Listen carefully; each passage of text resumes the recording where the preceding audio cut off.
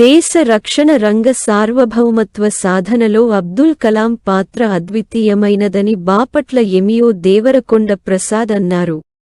మండల విద్యాశాఖ అధికారి కార్యాలయం వద్ద జరిగిన అబ్దుల్ కలాం వర్ధంతి కార్యక్రమంలో ఆయన మాట్లాడారు.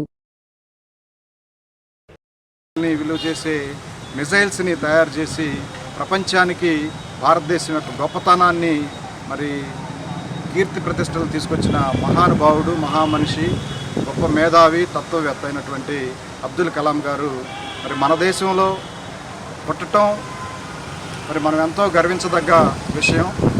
ఆయన మెయిన్గా చెప్పింది కలలు కనండి, వాటిని సాకారం చేసుకోండి అని చెప్పేసి ఒక మంచి విద్యార్థుల భవిష్యత్తుకి ఒక మంచి కొటేషన్ని ఇవ్వటం, దాన్ని స్ఫూర్తిగా చేసుకొని భారతదేశంలో ఉన్న ప్రతి ఒక్కళ్ళు కూడా మానవ విలువలకి ఆయన ప్రతీక.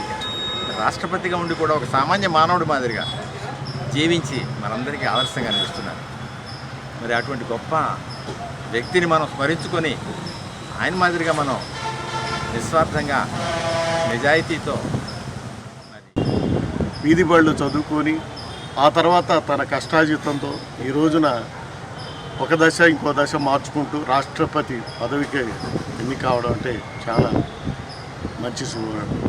ఆయన రాష్ట్రపతి